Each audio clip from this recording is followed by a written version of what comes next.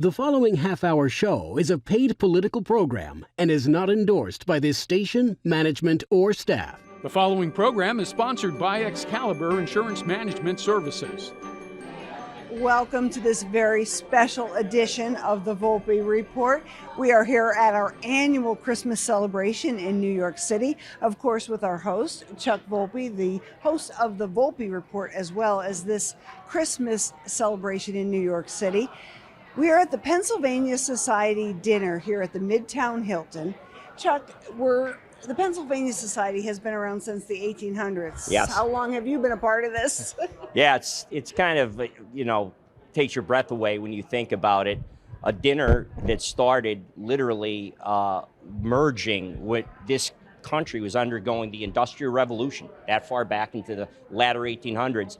You had the Morgans, the giant banker J.P. Morgan, you had the Rockefellers from New York, talking to the Carnegies and the Mellons from actually, my second home, Pittsburgh, Pennsylvania, because they were the greatest steel manufacturers in the world. And you had the banking and all the money from New York merging together with the industrial might of Pennsylvania and those people like the Carnegie, as they said, and the Mellons and others. And they decided to form this society because they believed there was this access between them.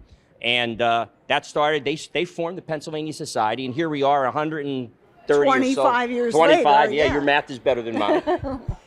And as you did mention, this is my 31st party. We've never missed a year, by the way. It started in 1991, and for those math majors out there, that's 33 years, so why are we at 31?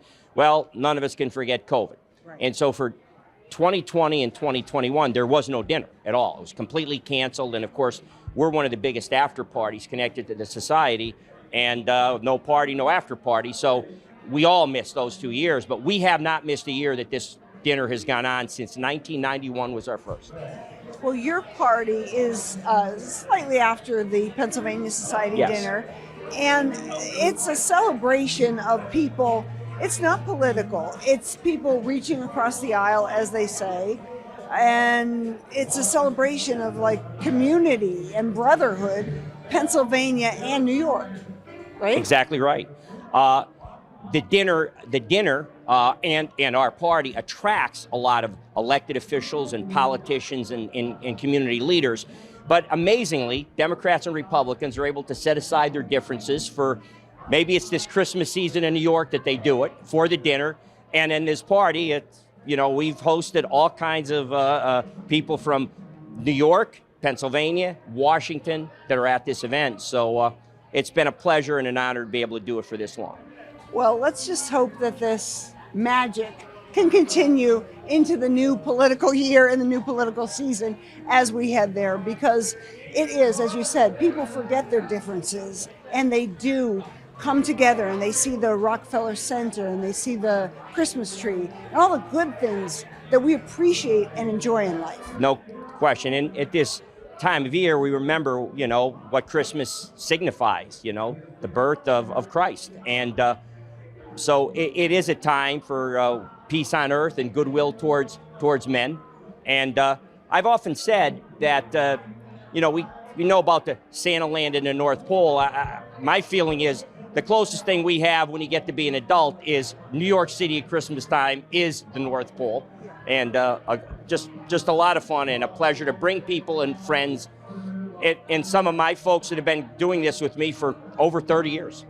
Well, we're going to talk to some of your friends and your family and the networkers and the business people that you know and who love you and support you, and you the same to them. We're going to talk to them during this next time that we're here together. Yeah. Well, the show, as you're aware, runs for a full hour. This is the one time a year we do a full hour show to be able to accommodate all the people we talk to. But nothing is more fun for me than being with you. I've said I've been doing my show for 10 years. 350, probably 400 episodes in all that time, and I'm usually the interviewer. And I've often told you I'm much more comfortable being the interviewee, and no one do I enjoy doing it more than with you. Thank you so much. We'll have to dig deep. It'll be another type of show because you're fascinating in the way that you operate, and I'm honored. flattered and honored to be with you. So thank you. It's But reciprocated in thank full you. measure. And we'll have more when we come back after this break. We will. Okay. Yes. All right. We'll be right back. Thank you. This is the Volpe Report, a weekly news and political interview show examining the latest local, state, and national issues with Chuck Volpe. Insightful, informative, controversial. The area's premier political talk show, the Volpe Report. Well, I'd like to welcome two of my closest friends in the world who, in the case of one of them at the far end here, the prettiest among us, Ed Cristiano, is the co-sponsor of this event. He is the president of the Housing and Redevelopment Insurance Exchange, a company that my dad founded almost 40 years ago. I, of course, took my dad's place as the attorney in fact. They are the co-host of this event along with me and, of course, the Volpe Report. And in between, the rose in between the thorns, is my other very dear friend. And now I have the pleasure of calling him Your Honor, the Honorable Frank Ruggiero, Judge of the Court of Common Pleas of Lackawanna County. Thank you, Chuck. Great to be here. A pleasure. Well, you've been here in his former capacity. He used to be our chief lawyer for the insurance company for years and years. So, Ed, do you have your own mic? Or you'll take Frank's first? So I want to start with you. As I had said, it's a pleasure to have this event. It's, my audience knows, our 31st year of doing this. And you've been a big part of it for the last 20-some yourself. So, again, I'd like you to say a few words. Beside being the president of our board of the insurance company, Ed is the executive director of the Northumberland County Housing Authority. He's also on the very prestigious board of the PHFA in Pennsylvania, the Pennsylvania Housing Finance Agency, which does a lot for affordable housing in Pennsylvania. So you wear many hats, Ed. So, thank you. Well, again, Chuck, it's always a pleasure to come here. I think I've been coming here 20-some years. 20-some years, maybe a quarter century. Without a doubt. And this is one of my favorite events. All of our families and your family and my family, we get together.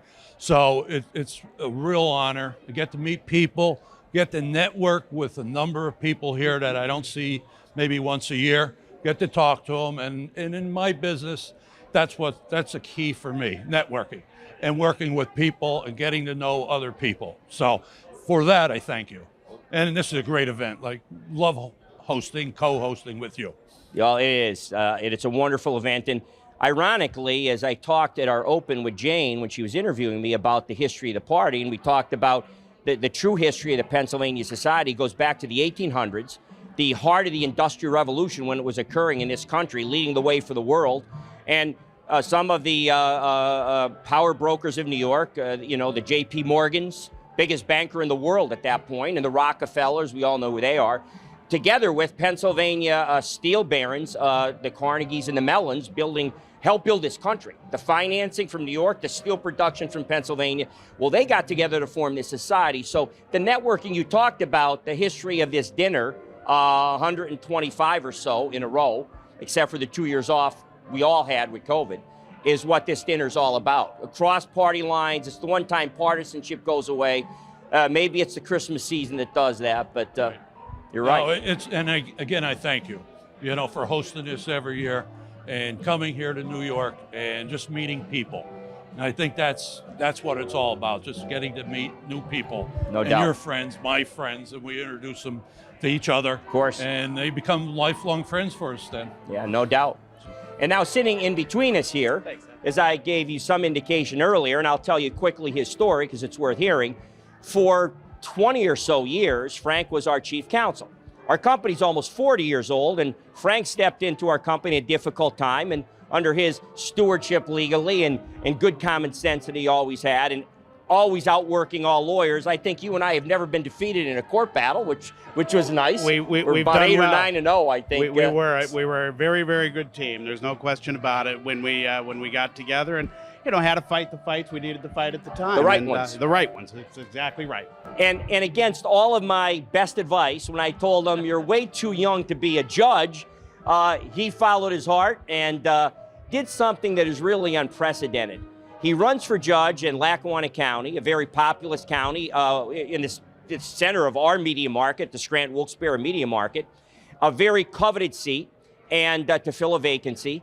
And he runs such a great campaign, so well organized, such hard work, that he was given the rarest of honors, that no one filed in either party to run against him, which means on March 7th of 2023, which was 2 months before the actual primary, he already knew he was going to be a judge because he was the only name on the Democrat and Republican ballot. So congratulations. Thanks, Chuck, and a very humbling experience, obviously. And I said the one thing that I was most humbled by is once we got through the primary and the governor was gracious enough to nominate me for an early seat on the bench in June. In a day and age when folks in Harrisburg, unfortunately, many times can't agree that today is Saturday, the entirety of the Senate by a 50-0 vote. Decided that a kid from Carbondale should be a judge in the Court of Common Pleas of Lackawanna County. So I was very proud and humbled by that. And should be. And look, a big part of that is because of the relationships that you and Eddie have talked about, and the relationship that you and I have had, and Eddie and I have had for 20 plus years. And that's really what this event is about. You know, like me being here tonight is not in any, obviously, working capacity. It's what this event has become. It's a familial event. When you go in there, it's families, it's children's, it's generations. And I'm now proud to say that my two kids are joining this event and will be coming here for years to come because of what it represents. And it's all the good things that we're supposed to do. And it's Christmas time, and I think that has a lot to do with it too. It's well said. And you can see why we won all those cases.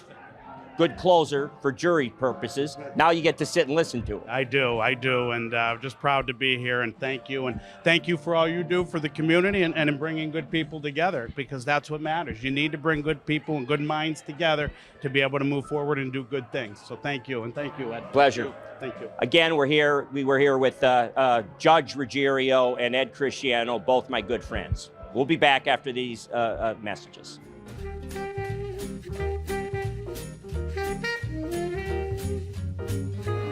We're here with our next guest, who was, I believe, on the show last year as well. Yes, we were here last year. Representative Doyle Heffley. And help me with my memory, your district? The 122nd, Carbon County. Carbon County.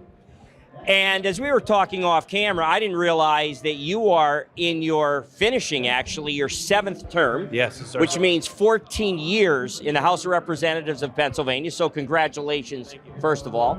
So talk a little bit about your committees and your responsibilities and all that time. Well, as somebody who's been there 14 years, this is my first year as serving as a chair. So I chair for the Republican caucus, I chair the Human Service Committee in the State House. So it's a wonderful honor to be a chair of the committee. Right now we are in the minority by 1 seat in the State House. But we've had a somewhat of a productive session. We've gotten a few things accomplished. And the Human Service Committee deals with a lot of different things: addiction, behavioral health issues, people with intellectual disabilities. So it's a very active committee. No kidding. Well, I have to ask you, I'd be remiss in my duties if I didn't. You're there 14 years, and for almost all of that time, you were in the majority. Yes. Until 2022, which means in your 7th term and your current term, you're in the minority. So talk a little bit, an overview of, it's got to be a little bit different, but. Oh, it's a lot different. Well, obviously redistricting didn't work out the way we had planned at all. You just had an election year where things changed. We lost, I think, the House by, I think it was about 66 votes in one seat. That was a very narrow margin. We lost that seat, and it's 102 to 101. It's been frustrating, I guess, a little bit. There's been some opportunities. We've been able to get some things done, but right now the House, I think, is just with new leadership, it's not functioning as it had in the past. So it has not been as productive. We still don't have the budget and all the code bills finalized, which is a frustration for many of us. Sure. I mean, I've had our new speaker on the show a number of times, Joanna McClinton of Philadelphia, the Speaker of the House of Representatives, a Democrat, of course.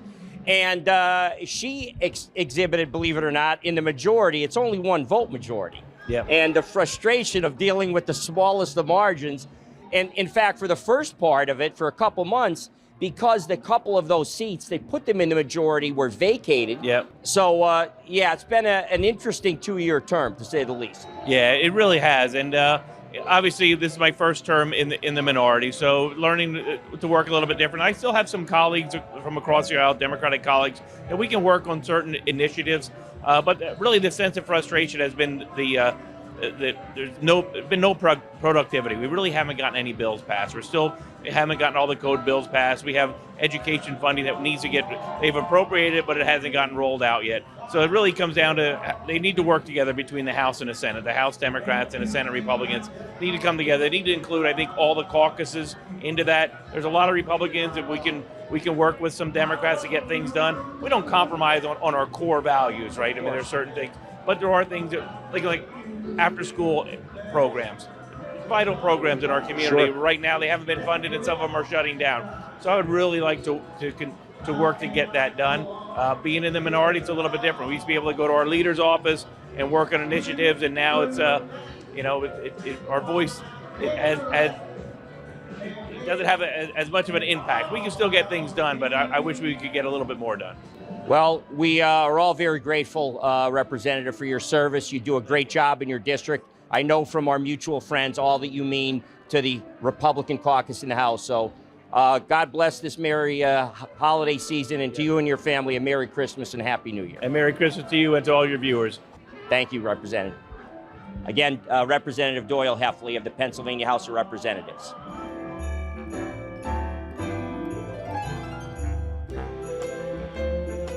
Well, we're here with my good friend, personally, beside all of his years of government service, former Pennsylvania Representative Kurt Masser, who wasn't just a member of the House of Representatives, but for many years he was in leadership of the top leadership of the Republican caucus. I believe you were the caucus administrator for the Republican Party. That's right. And I said former because he made the decision after a long and distinguished career in the House to not seek re-election in 2022.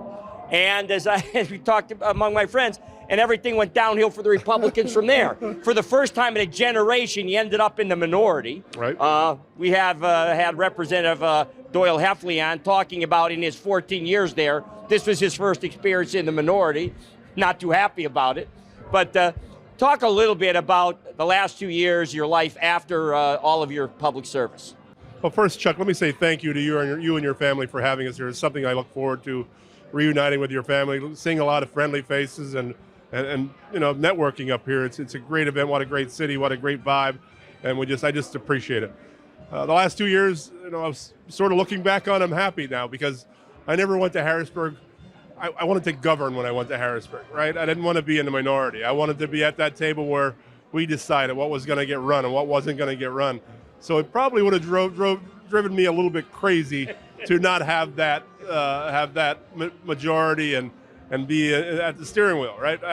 So I'm glad I'm out, but we're doing some things, government relations work with a few clients, and enjoying that part of it. I made a lot of relationships over the years. I always say government is just relationships. It's about businesses relationships, right? You work and you build relationships. Life's relationships. So I've built a lot of relationships over those years on both sides of the aisle, and I'm still cultivating those relationships. Well, thanks so much. You and your family have a wonderful holiday season, Kurt, and thanks for joining us as always. Thank you, Chuck. Again, we're here with former Representative Kurt Masser. What was your district, Kurt, again? 108. The 108th District of Pennsylvania. I know this much about it. You were near my other good friend, Eddie Cristiano, down in Northumberland County in Shamokin, and have the best restaurant bar in central Pennsylvania called the Wayside. We do. I've been privileged to be at many times. Oh, thank you. Thanks, Kurt. Thanks. We'll be right back.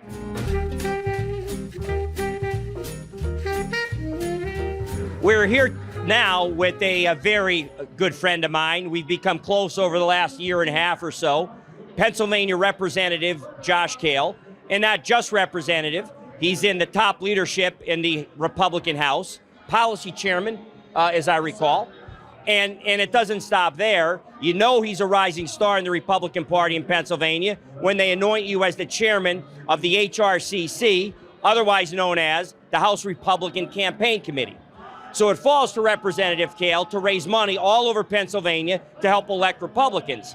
And since you are faced with a Democratic majority for the first time in a while, your task is hard. So first of all, talk about what you got going on good in the House from your leadership perch, and then we're going to turn our attention to prospects for next year is a big election year. Absolutely. First of all, thank you for having me here tonight, Chuck. This is a beautiful event. You do a great job. Thank you for having me here.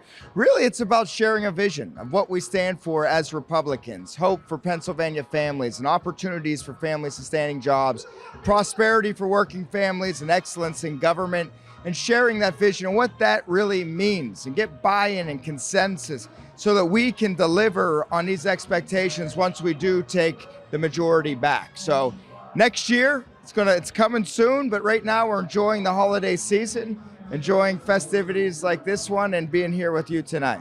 Our governor of Pennsylvania, and I remember vividly, campaigned on a number of issues, Josh Shapiro I'm talking about, but a couple of the issues were that he wasn't going to put us in Reggie because of the great potential of Pennsylvania's energy production.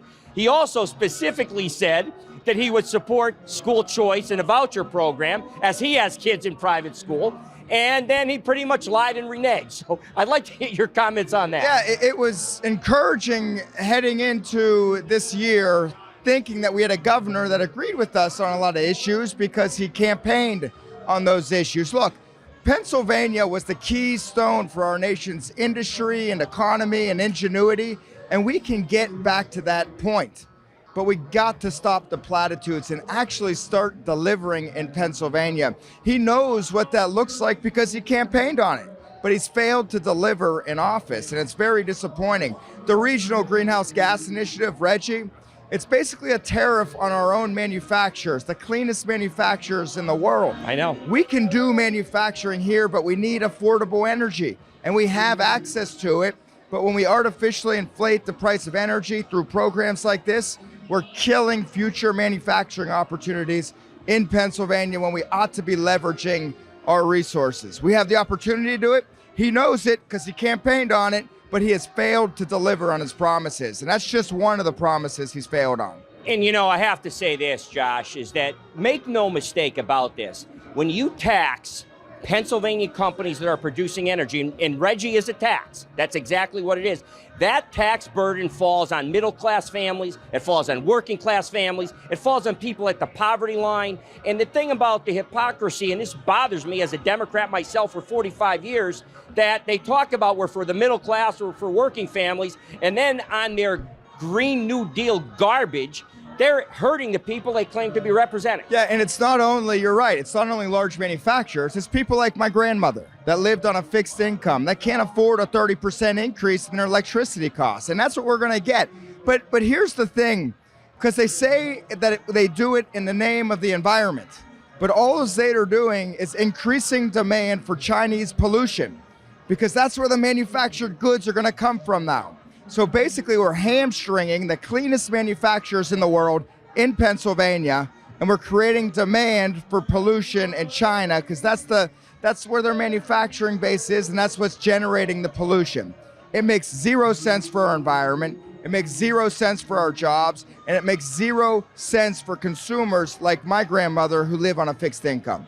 And you know, we have a lot of guests, of course, in this media market covers all of northeast and central Pennsylvania. We go about as far west as Williamsport, but you're from the exact complete west end of Pennsylvania, Beaver County on the Ohio border, which is really the heart of where most of our energy production is.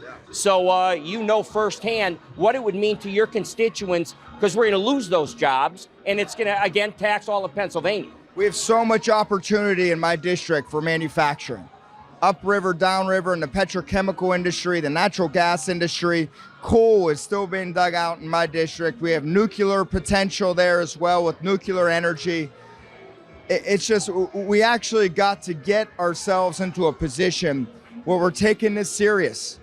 It's one thing to campaign on this. It's a complete another thing to actually stand up and do the right thing. And so far, this governor has failed to actually stand up. One of the best examples is he talks about permitting reform and how now he has a program to pay money back if the permit goes too long.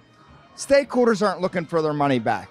They expect their permits to be reviewed in a timely fashion.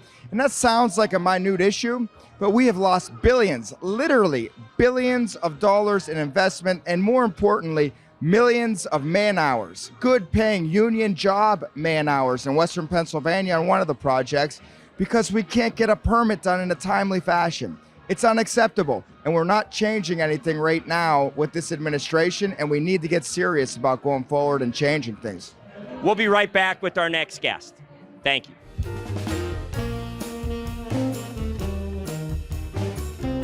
We're here now with a regular guest on the Volpe Report, and beyond that, one of my close personal and dear friends.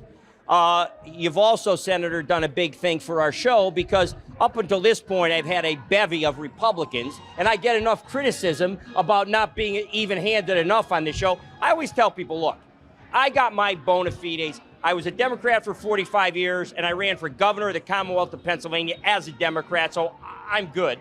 But nonetheless, you saved the show, because now we get the blue side, despite your red bow tie of the aisle. Very true, very true. Let's talk a little bit about the upcoming year, Senator. We have obviously a tremendous amount of elections coming up that have tremendous importance, not just for the Commonwealth, but for the future of America. We have a presidential race coming up. In this state, we have our longtime Democratic United States Senator, and your good friend Bob Casey, running for a fourth term in the United States Senate.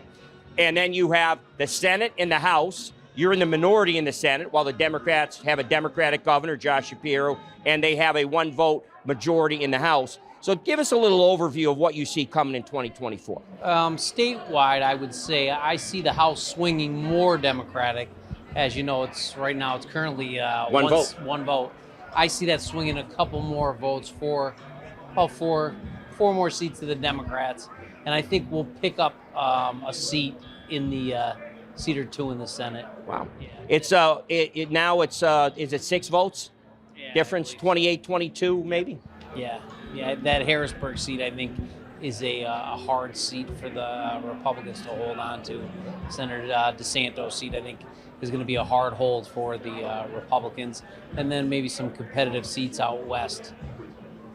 Senator Robinson, Senator Laughlin have tough seats, but they do a great job, and they're very busy. So it's always an uphill battle to beat an incumbent. Sure. Well, you at this point are on the better side of it. You're fighting the good fight in the Senate, in the minority, but you have a majority in the House, and you have a Democratic governor, of course, Josh Shapiro. So what legislation do you think that you're going to have a chance to get done? And on your agenda, as you move up in the ranks of leadership in the Democratic caucus in the Pennsylvania Senate, what are your agenda items for the Northeastern District you represent in the Senate? Yeah, I'm the chairman, the minority chairman of the Transportation Committee. Senator Wayne Langerholt is the Republican chair, and he's great to work with. So, we've had some issues that we've been working on. Mainly, I'd really like to bring back getting control of the turnpike. The lost fees. We lost over $150 million lost in turnpike fees last year. Staggering number. Staggering. So, they'll brag and say, we have a 92% collection rate, but yeah. When that other 7% is 150 million, I don't care how good your collection rate is. No. Just making and letting the federal money come in that's coming in from the infrastructure, the federal plan. That money's trickling into Pennsylvania now, getting our roads and bridges rebuilt. It's like a once in a generation, investment into our roads and bridges. I'm really excited and doling that money out and getting our roads and bridges up to date, because we have a lot of work to do. The average bridge in Pennsylvania is 55 years old, and the life expectancy of a bridge is 50 years. Right. So we're behind the 8 ball here. Billions of dollars coming in. Just make sure we spend it the best we could, so Pennsylvanians get the best bang for their buck. So. Well, that's a great agenda and an important one for Pennsylvania. And as you talked about it, it's a staggering number to me, $150 million. If the federal government didn't collect 8% of their expected revenue, our country would be bankrupt, because then you're talking about like maybe $1 trillion. So look, 7 or 8%, 92% is good in some things. It's not good in that. And there's no reason now, with the electronics we have and the type of technological capabilities, it's not like the old days. You go through, you get picture, your license plate. Over the last 5 years, we've lost over $500 million 500 million. Staggering. Yeah. And what does that translate into Pennsylvania's budget shortfalls when we have them? The issues with the fixed costs in our budget, like whether it's for the person, the pension, things that we have, what that would mean for public education that's underfunded. And the great part is, with COVID and everything, the federal government made a significant investment in Pennsylvania. We're running somewhere like $7 to $9 billion budget surplus right now. But at the same time, we have to be fiscally responsible, because in the future, if we don't come up with new sources of revenue, we're going to have issues in Pennsylvania. Taxes go up. Yeah, and we need to address that now. Legalization of marijuana is a big thing on me. I want to see that happen for the revenue. We're last to do it in all surrounding states, so like Pennsylvania, we're like the last to do everything usually. So it's kind of Agreed. It's kind of a problem. Agreed. Well, that's because somebody once told me between Pittsburgh and Philadelphia is Alabama. James Carville. James Carville, correct? Touche. Yeah. Well, at any rate, Senator, thanks for making time. Nothing like New York at Christmas time. Can't beat You've it. been a good friend for a long time. I've watched your career from the House through the Senate. I'm proud to say, even though I'm now a Republican, I'll always support you. You're a good man. You do good work for the people of Pennsylvania. Thanks, Chuck. You're the man. Pleasure. Thanks. Again, Senator Marty Flynn. We'll be right back.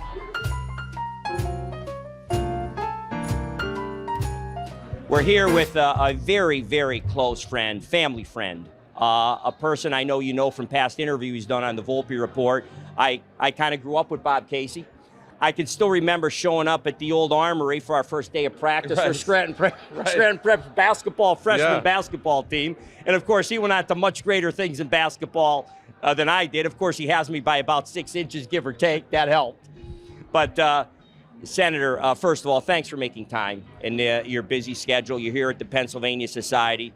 And as we talked briefly off camera, before I say another word, I do want to publicly acknowledge, and I have not done so, I have done to you and your family privately, the passing of your mom, Ellen.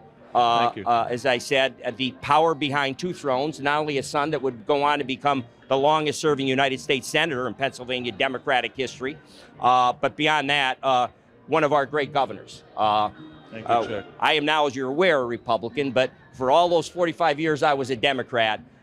There was no governor I thought more highly of. Oh, thank And you. when my dad, when I lost my dad 35 years ago, believe it or not, at a young age, and I've told this to you in the past and your brother Pat, your dad came and made a special visit when he was governor, when my dad was near the end.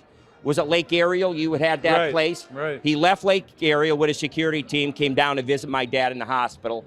And that was one of the most meaningful things. It meant a lot to my dad and my family. So we have a special bond, and always will. But having said all that, you Chuck, are running. Let me start by thanking you for those condolences for my mother, and for all those good wishes. We're honored by that. Well, thank you left a beautiful voicemail for our family that we treasure. Thanks, Senator. It means a lot to me. You're here at the Pennsylvania Society. Yeah. And of course, like has happened in past Pennsylvania societies, you are getting ready and gearing up for a re-election campaign for a fourth term in the United States Senate. You're already in the Guinness Book of Records for Democratic Senator longevity. So talk a little bit about what's at stake for our country, why you're seeking a fourth term, and what you think will be done in Pennsylvania, and what your goal in your campaign is. We're going to have a presidential campaign at the top of the ticket. Right. A lot is at stake for our country. And as a United States Senator, you're going to have a lot to say about what happens for the future of America. So please talk about why you're seeking a fourth term. Well, Chuck, I want to run for a fourth term and humbly ask for the votes of the people of our state to continue the work that I've done, fighting on behalf of working families, our seniors, children. One issue that I've spent a lot of time on, especially the last 8 or 10 years, are issues relating to people with disabilities. And so those fights continue, but even in the short run, we have a lot of work to do just in the next couple of weeks. No matter what happens next year, in 2023, just in the balance of this year, we've got to pass legislation to support Israel, Ukraine, to invest more at the border, to invest more on humanitarian support for not only people in the Middle East and Gaza, the Palestinian people, but also the people of Ukraine. So we have a lot of work to do in the short run, but I'm honored to have the chance to be here tonight and to be part of the Pennsylvania Society. Well, I have to comment, it's obviously well known, and you made the announcement that cancer has touched you as it has touched my family. Yep. I lost both of my parents to it, and yet you sit here looking like you can go play a basketball game right now, and you're over and you beat it. So you're in that great group of survivors. So your courage and fortitude say a lot about the person you are. So I'm thrilled on a personal note that you look so great. Well, I was fortunate. I had surgery in February. I caught it early. I had a really good doctor, and I had a lot of good luck. And my mother was still alive then, but I know her prayers probably helped a lot. But I was only out of work 13 days, so I was pretty lucky. How do you see, I have to ask you this, you're one of the most influential politicians in the United States, not just Pennsylvania. So I'd be remiss in my job if I didn't ask you the question. There seems to be some dysfunction in the Democratic Party, whether they really want Joe Biden to be the Democratic nominee. So what are your thoughts on that? We had a debate the other night with, they call him a shadow candidate, governor of California, Gavin Newsom, who did a very credible job. I saw that debate, yeah. And had the guts to go on Fox. Yeah. I give him a lot of credit for that. So what are your thoughts about President Biden? I know you and your family, since the president is a Scranton guy, born in Scranton and raised, a St. Paul's guy, by the way, a Greenridge guy from your old neighborhood. So what are your thoughts on him and his leadership? Do you think he will be the standard bearer for the Democrats? I think he will, Chuck. I think he will. And I think it'll be a very difficult and challenging general election. I think he'll prevail, but it'll be close. Yeah. And you can see that in our state. You can see how close it is. People, I think, in 2024 know that it's a big election at a lot of different levels, especially the presidential.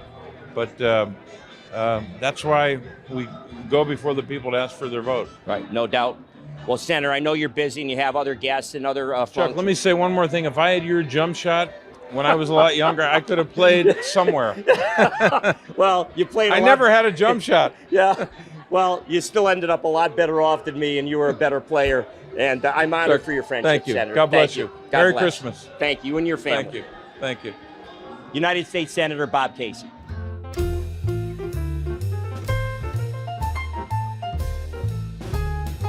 We're here today and I'm thrilled to have I said today, it's actually tonight, Treasurer, Madam Treasurer. We're here today with Pennsylvania's Treasurer, Stacey Garrity. So, Stacey, thank you for stopping by the show and joining our party. My honor. It's our pleasure. I said to this when I interviewed you after your election, what you did was still, to me, amazing and historic. It's a great thing to win a statewide election in one of our state offices for treasurer, a very important office in Pennsylvania.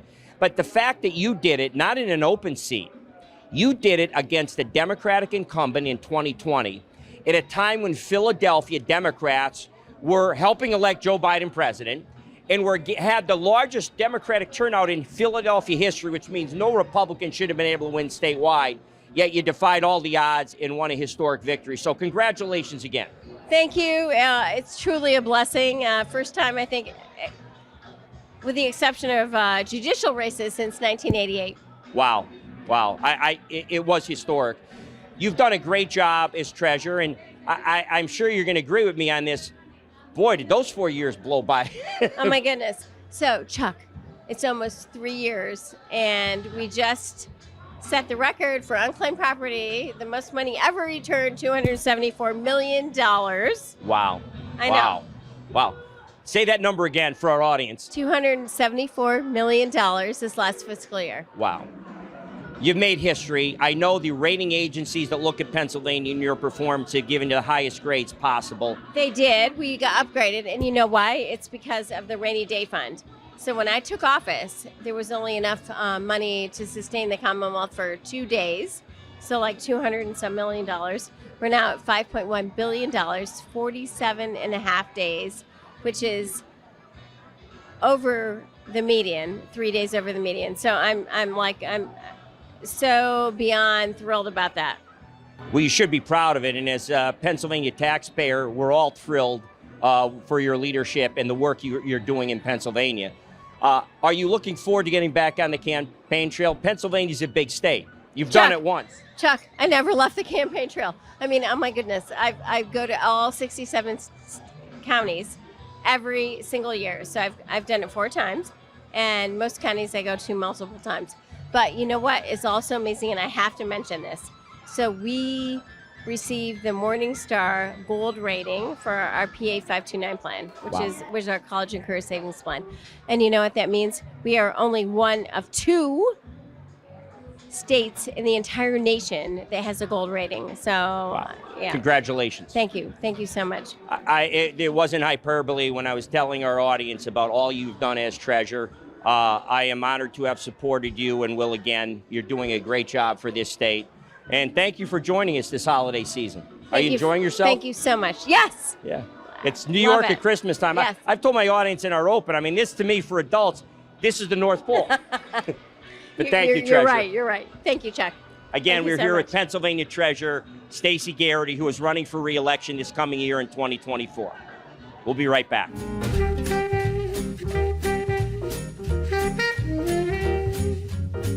We'd like to welcome to our show a first-time guest and a future candidate. We'll talk about that in a second, Janelle Stelson. Janelle, you spent, I understand, many years in the television industry yourself as an anchor, no less.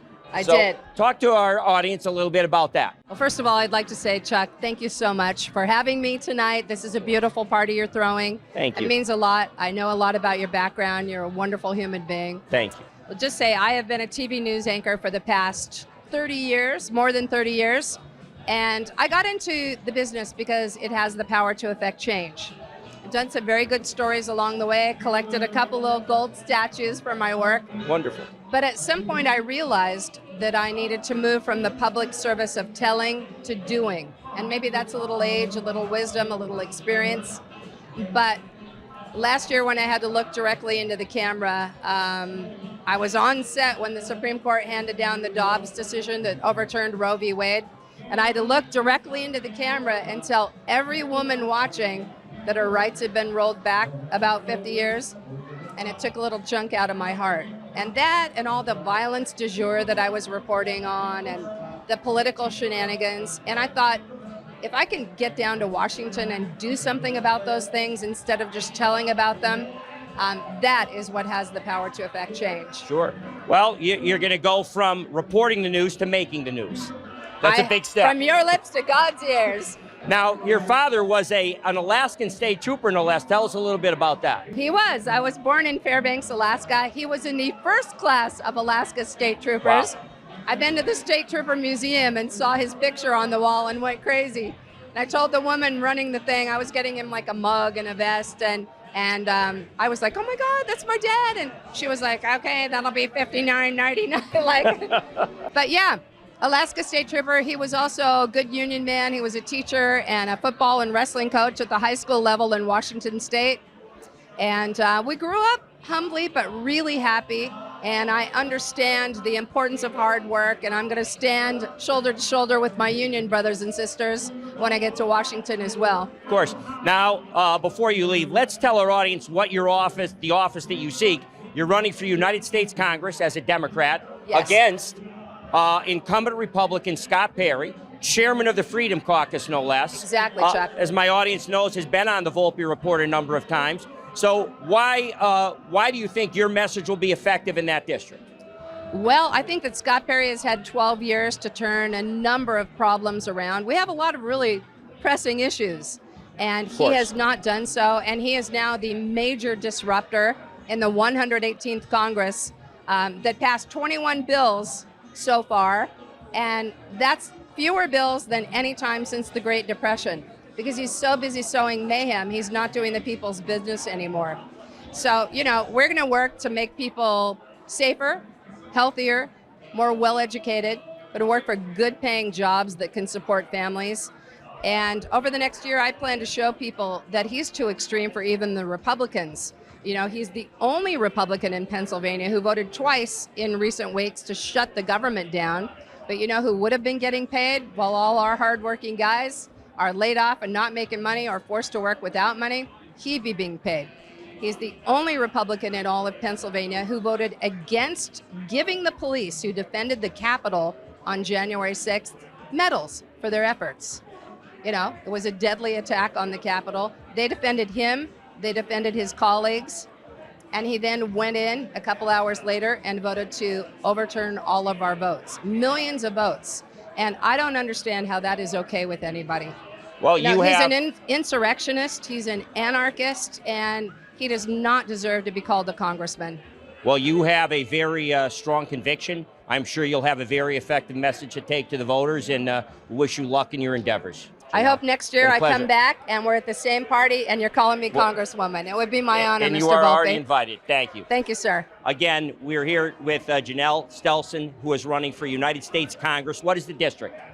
PA 10. PA 10. And I'm sure you'll be hearing a lot more about her in 2024.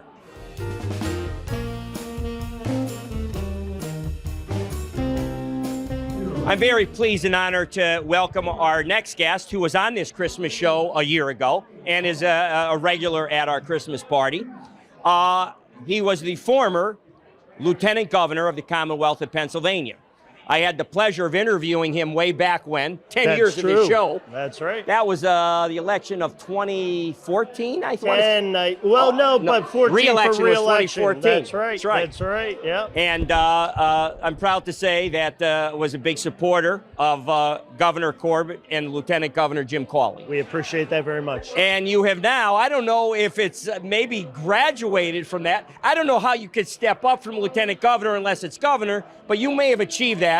You are now the president of a university, Rosemont University, from the Philadelphia area, so congratulations. Thank you. So talk a little bit about your current duties, Governor. So at Rosemont College, we've been in existence for over 100 years now. For most of that time, it was actually an all-female institution.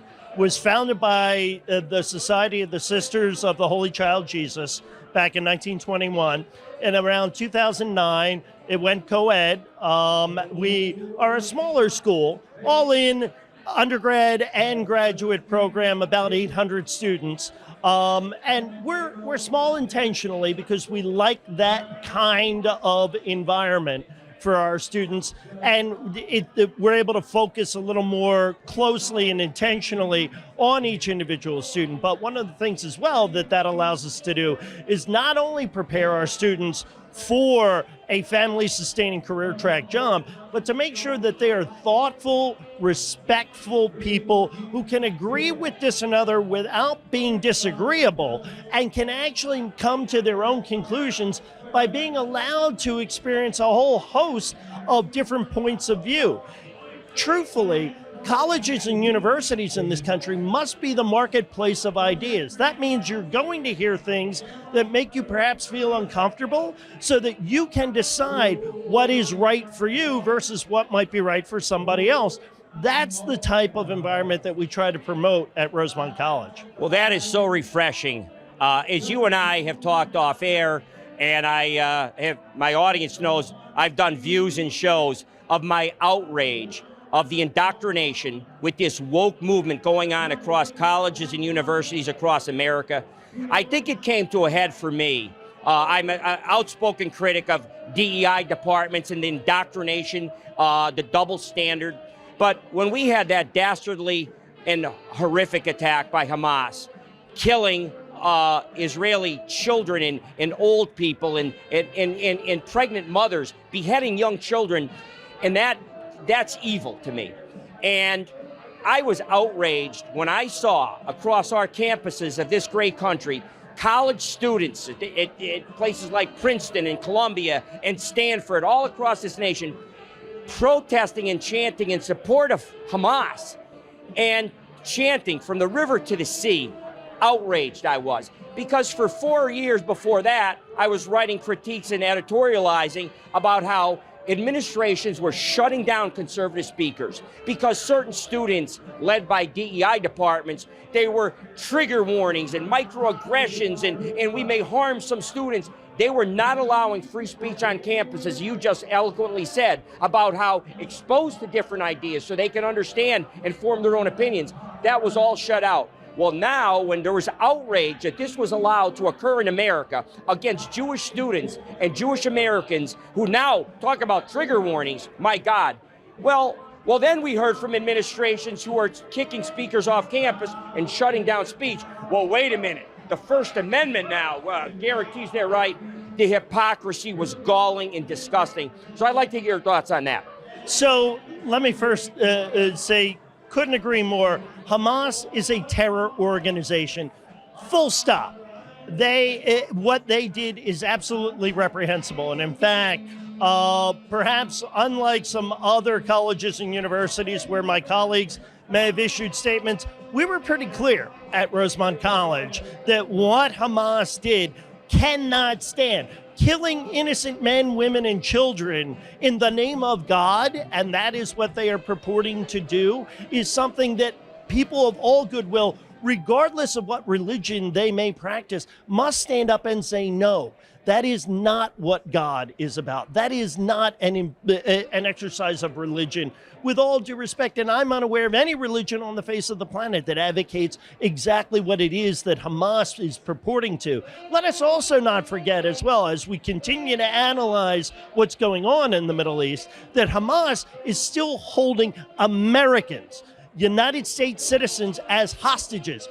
Very few people talking about that. That is something that I think cannot be far from anybody's mind as we continue to see what's going on as far as whether or not the ceasefire should continue, who's breaking it first, all of those things that go in around a very contentious situation. But your greater question is, where are we going to have these discussions, right?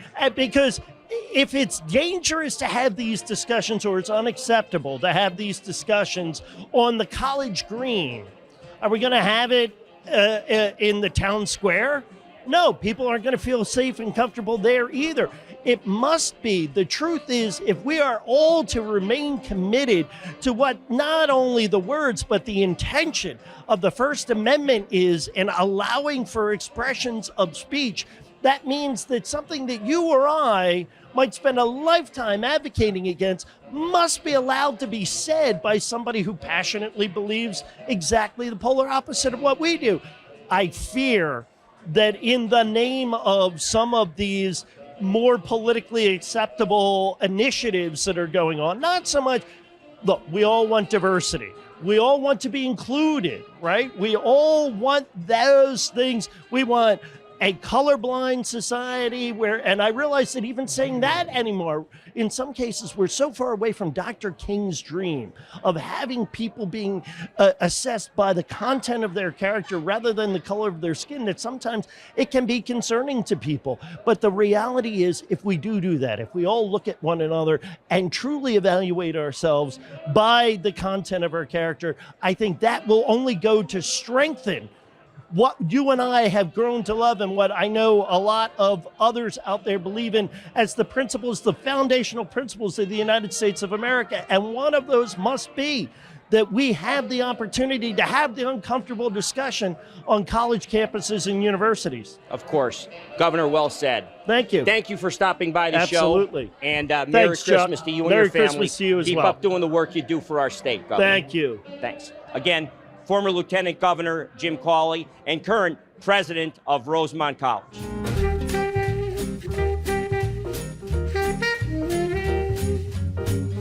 We're very pleased tonight to have stopped by Charles, who I've gotten to know personally and most recently, and George I've just met. We have Charles Mitchell and George Coates. So they represent the Commonwealth Foundation. George Coates is the chairman of the board of the Commonwealth Foundation. Charles Mitchell is the president and CEO of the Commonwealth Foundation. I have had the pleasure of getting to know them through another organization that they're affiliated with, the Commonwealth Partners in the Commonwealth Leadership Fund. And that's a person I know many of you know because he's been on the Volpe Report 5 or 6 times, and that's Matt Briette, who you know obviously very well. But they've heard a lot about Commonwealth Partners. They've heard a lot about the Commonwealth Leaders Fund and all that, and the political fights that they have fought for Pennsylvania. Talk a little bit about the foundation and what your role is in Pennsylvania. No more important organization that I believe that I'm affiliated with is more important to the future of Pennsylvania. All of the philanthropic things you do. So tell our audience a little bit about, let me start with you, Charles. Great. Well, thank you so much, Chuck, for the opportunity. And it's real simple. You've had my buddy Matt on to talk about political fights. Yes. I'm glad to start catching up with him, right? I'm going to break his record, his little friendly rivalry Yes, for you got appearances. Because what we do at the Commonwealth Foundation is we fight and win policy fights. I'll give you a few examples. Over the last 8 years, we've beaten $33 billion in tax increases. We have quadrupled school choice in Pennsylvania. Those are the kinds of bipartisan steps forward that make this the kind of state where my kids, your kids and grandkids, George's kids, and I'm hoping he's going to have grandkids someday, where they can all stay here and flourish here. That's what we're about. Wonderful. George, you're chairman of the board of this organization. So talk about your role and your affiliation, how you got involved with the Commonwealth Foundation. Sure. I got involved because I was amazed with what these guys were doing, and I was involved in a completely different space.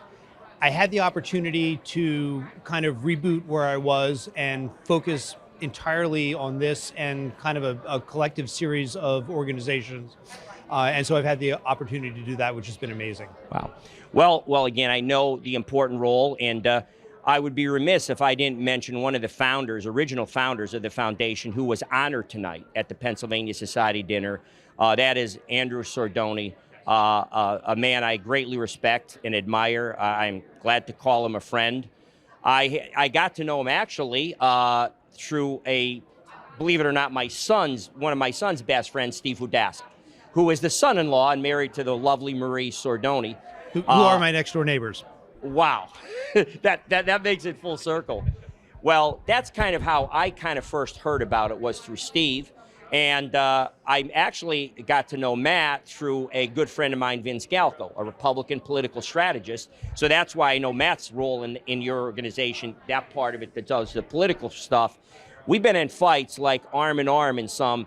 The first major fight we fought together was the constitutional amendment in Pennsylvania, when our governor had run amok. Tom Wolfe had become a dictator, was destroying businesses and lives, and we needed an amendment because our very liberal Democratic Supreme Court had not interpreted the law that was clearly on the books, and it took a constitutional amendment to strip him of that authority, dictatorial power. And then, of course, there were the issues of school choice and things you believe in very strongly. I'm sure I'm going to be involved with Matt in the future because we have some fights with a governor, currently Josh Shapiro, that lied to Pennsylvania during his campaign about supporting school choice and then redlined it out of the budget. So I have a feeling I'll be hearing from Matt on that kind of stuff. But at any rate, please. Well, Chuck, if I can, please. The governor was here tonight at Pennsylvania Society. He didn't come by my party, by the way. Well, it was very interesting. He talked about all the stuff that he got done. Now, I'm not going to take a political stance here. I'm just going to give you some analysis. The Commonwealth Foundation did some analysis on historic Pennsylvania governors and other governors where there's divided government, where there's not one party that's in control of government. And on both measures, he has been the least productive in the country this year, least productive in Pennsylvania of any governor in the last 50 years. And I'll give you one really important number. There's only one other governor who has one chamber of his legislature that's Republican and one Democrat. It's Glenn Youngkin in Virginia. Governor Youngkin, this year has signed over 800 bills. At the time of our analysis, Governor Shapiro signed 15. That's the facts, and that's what the Commonwealth Foundation is for. We put out the facts against all the political rhetoric that's out there so that the people of Pennsylvania can make good decisions, like they did when they passed those constitutional amendments and made this the first state and only state in America to change our Constitution to make sure we would never have one man or one woman rule again. Facts matter.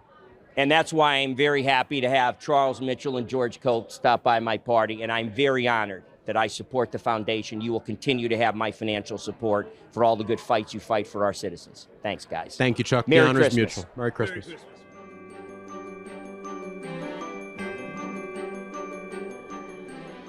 That will close out this special one-hour edition of the Volpe Report. Chuck will return next week with more notable guests attending his reception in New York City, which coincided with the Pennsylvania Society dinner. We'll see you next Sunday at 10:30.